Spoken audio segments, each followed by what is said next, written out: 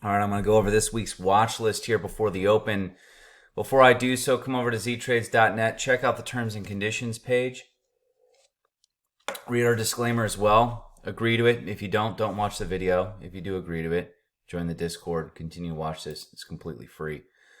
First off, I'm going to cover minors on the front end and then some of the equities that I'm looking at, not just this week, but overall for the next couple weeks. So let's first off take a look at WULF. Everyone's talking about WULF right now.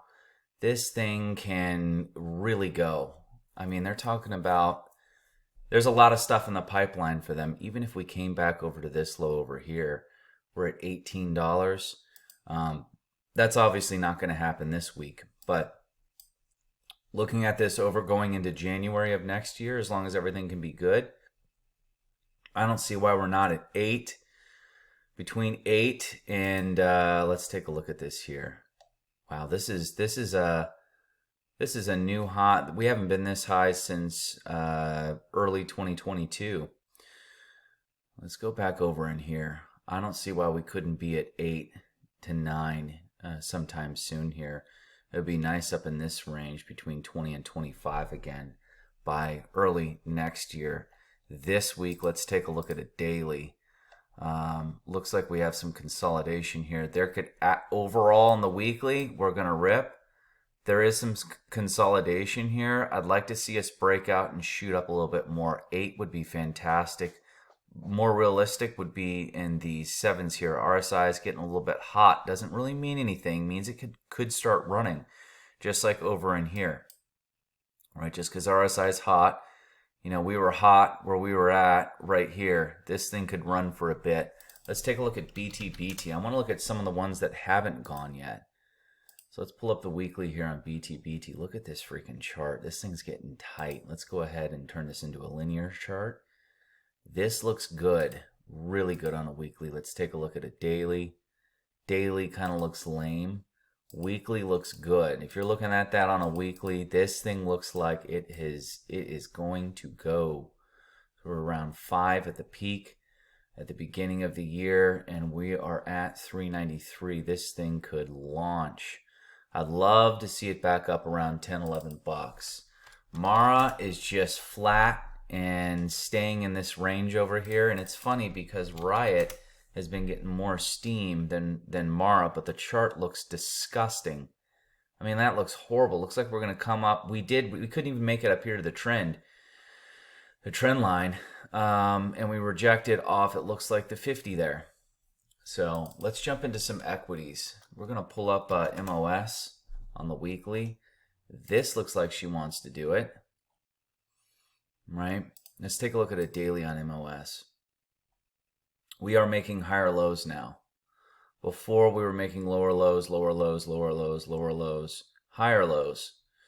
So we're going to see if we can continue this week. Let's take a look at not UPST. UPST is freaking way up there. UPS. Let's go over to a weekly here. UPS chart doesn't look as clean. Same setup as MOS. Doesn't look as clean. I want to have my eyes on this going into the holiday season. We're also going to take a look at TSM. All right, on a daily. Let's take a look at this. By the way, look at this back here. And I don't know what. Oh, I had fibs up. When did I draw these? That is funny. They ran right into them. I don't remember drawing these fibs up. But anyways, take a look at that on TSM down here. This little flag when it was at 86 bucks that I drew in October of 2023. You know, when I draw these, they stay on there. So it was somewhere in this range over here. I'm not going to go on the past and draw. There's an IHS right there. False breakout. Flag. Beautiful flag when it's low. And it was higher before, not at the top. Let's take a look at the daily here. Okay. Some people are charting this a bit differently. Some people are charting this like this. I've seen it twice on Twitter like that. Wrong. It touches here and here, and these are like really good charters, and they got that one wrong. But I don't want to bash them too hard because at times I get stuff wrong as well. There we go. Now it's cooperating. So let's take a look here. We are flagging. I would love to see us come all the way back up to 212. Do I think that's going to happen? No, I want 206 is what I'm really looking for, or 208. That's more realistic unless something wild happens with TSM.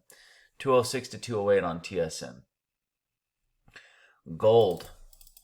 Let's just pull up IAU. Everyone charts GLD. Same thing. It's just a mini version. Let's take a look at the weekly. Oh my gosh, this thing is just cooked. It is just cranking. Absolutely cranking. And you all know why, right? It's because all roads, every scenario leads to inflation. Literally all the scenarios that we could have lead to inflation. 100% of them. Right? We can help it with energy. It's going to come down to who gets in office. War, well, the dollar's going to rip at first, and inflation's going to go parabolic. That's going to make the dollar rise, and actually, even though that leads to inflation, would destroy gold right off the bat.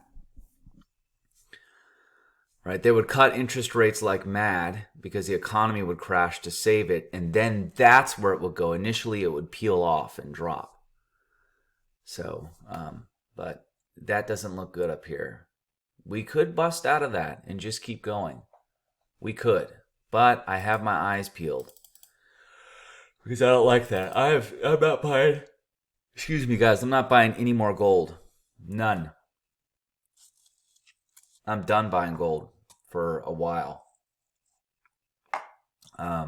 We're just too high. I'm good now. I was buying all in this range, all throughout here. I bought heavily on the dips. Every time it would dip, I'd buy an ounce, right? Or I'd buy on paper, meaning my account, not paper trading, but paper as in shares. Let's take a look at silver. Silver has just been absolutely cranking lately, and it hasn't squeezed yet. That chart looks horrible. If we start to chop around and curl up, this would do it. But as of now, that pattern right there is very bearish, but it hasn't broken down yet. Little gap to fill at 29.20-ish, 29.23 or so. We'll see if we go ahead and fill that and drop back down. Google is one of the main ones. All right, Google. Let's take a look at Google. Then I'm going to chart some stuff that I didn't do prior. Silver I didn't do prior. That's why there was nothing really on it. Gold I did. I don't like that pattern setup. We have a squeeze building. The RSI is holding. Look, I charted the RSI right here. It looks like she played out fantastic. There, while we were going lower, bullish divergence, pop. It's just, there's no bullish divergence here, but what I do like is RSI is holding very, very well. So I'd like to see a snap. We got to get past this trend here. Let's unelongate that. That doesn't really do anything. I'd like to see us break 167-ish. High 167s. If we can clear 168, we've got this gap right here, this green shaded zone right there to 181. And I'd like to see that happen. I'd really like to see that happen sometime starting this week going into next. We could boom into elections. I believe there will be, it's not going to be, I think it's going to do the opposite of last elections, where we ripped into them and then, and then we kept going. It sold off like a day before and then we kept going. It could do something similar, but I don't know if we're going to keep going. It doesn't matter who wins. We've got so much, since elections are here, they kicked every problem, kicked the can up the hill. Banks haven't declared their losses, guys, right?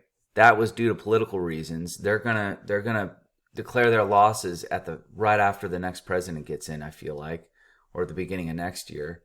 Banks are giving price target upgrades that are just stupid on SPY. 620. I highly doubt that. While not buying more. What? You mean you need exit liquidity? And then they're begging, Iran and Israel to not do anything, elections. Right, and then after that, they'll be like, okay, resume World War III. Banks, you can declare your losses. So off topic on the watch list real quick here. We're 10 minutes in. I like to leave the watch list lower. The reason why banks are screwed is because they're locked into treasuries, right, at 0.25% to 0.5%. So when rates exploded and people wanted to pull their money out, they didn't have the liquidity because they're trapped in treasuries. They can't sell those treasuries. Who's going to buy a treasury that pays 0.5% when you can get them right now at 4%? Why would you do that? No one's going to do that. So the only way they can get out of that is if rates went back to where they could cover. Otherwise, you have to sell that at a whopping loss, right? To where you can make a lot more than 0.5%. It wouldn't make any sense. Now, they can print money to cover that, but it's just not going to work. There's not going to be any liquidity, right? That's why they're like, if everyone tried to pull their money out of the banks, it wouldn't work right now. A lot of them are locked in those treasuries for 5 years out. So we'll see. If rates went down to that level, then they'd be able to get out again because treasuries would be there, right? But a lot of people are locked in long-term treasuries. But anyways, let's take a look at this. The RSI looks good here. We're not on that trend right there, and we do have a squeeze, and we have a gap up here. Google, I'm heavily watching. Let's chart Amazon. Chase in chat. He's been all over this. Oh. What is going on right there? We came out of that. Looks like we came out of that. And now it's like went up in it. And I don't know about that.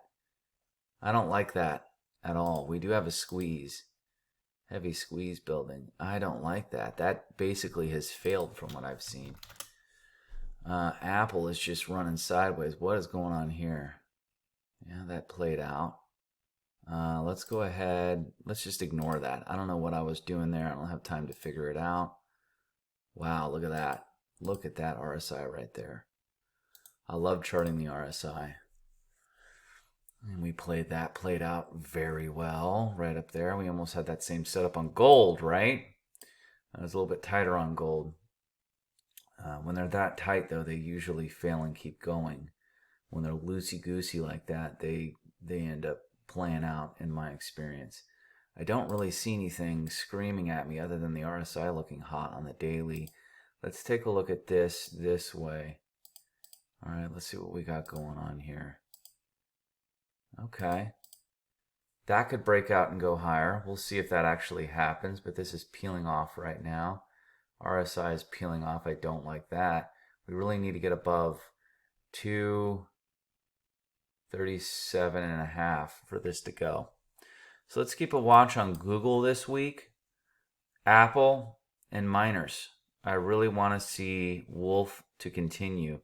Last one I'm going to pull up. I just want to see it right here. Gosh, man. Wild chart. Absolutely wild chart. All right, guys. So I'm looking really at Google and Apple, WULF, and I'm going to be eyeing crypto because anything crypto related is going. Coin. Let's pull up coin. I had charted this on the watch list when it was in here before it had taken off. Beautiful pop, 167 to 194, right? A retest on the 50. That is a buy right there, right as we held the 50 and had a reversal candle right on it, and we're outside of this. There's the retest, right? There's usually a retest. Then we ended up going from that body 176 to 221.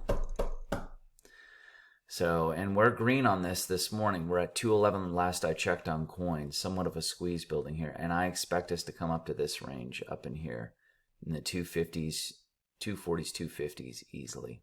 If you guys like this content, make sure to like and follow for more.